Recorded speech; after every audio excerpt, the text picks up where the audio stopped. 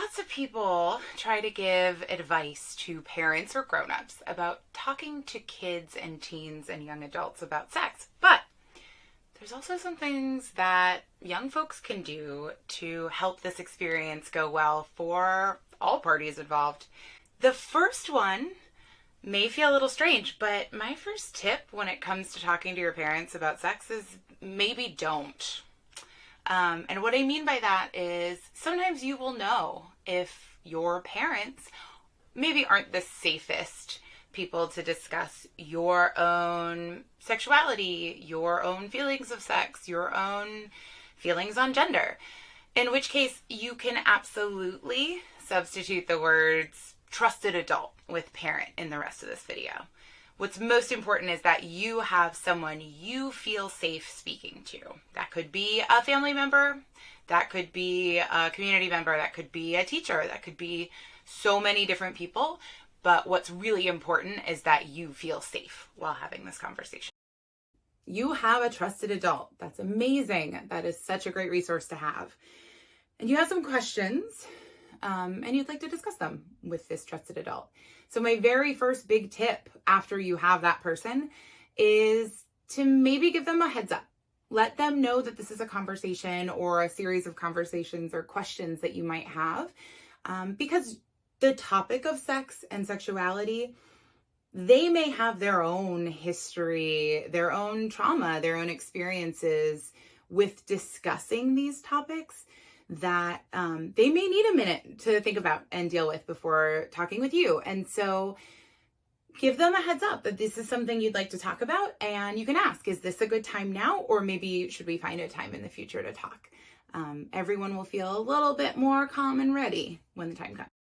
When the time does come, start just by chatting.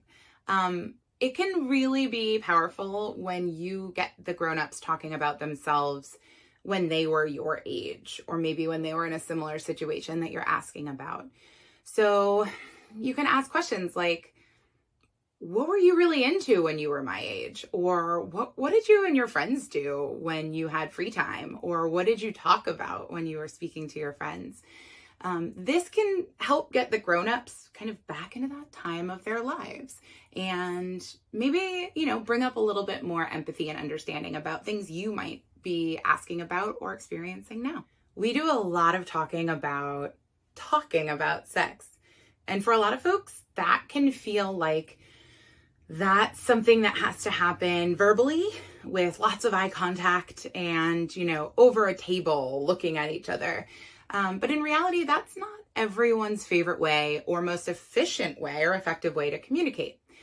And when it comes to sex, there's really no wrong communication method to get your questions answered or to share some experiences. So maybe you're more comfortable texting or writing. Maybe you would be more comfortable discussing a TV show or a movie that you're watching together and kind of, channel your question through the experience of the characters. Or my personal favorite, the car. If you find yourself in a car with someone that you have some things you really want to talk about or ask, it's the perfect place. You're both there. You're not going anywhere. And you don't have to make eye contact, which can feel like a lot when you're discussing things like sex and sexuality. My fifth tip is really important, and it is critical for making sure everyone in the conversation feels safe and cared for. And that's to set boundaries. So I super recommend having a clear conversation or a series of texts or however you're communicating, just saying, hey, we're going to have this conversation now. And there might be a time at which either one of us could feel uncomfortable or unprepared to answer. And so when that happens, either one of us can just say, hey, I need a minute, or maybe let's come back to this later, or I'm going to say the word spinach, and that means I'm just overloaded and I need a break. And that goes for the grown-up and the younger person, because again, these topics, these experiences can bring up a lot of feelings for everybody involved. And I think recognizing that, acknowledging that, and instead of being reactionary or maybe giving false information, it's so important to just be able to say, time out.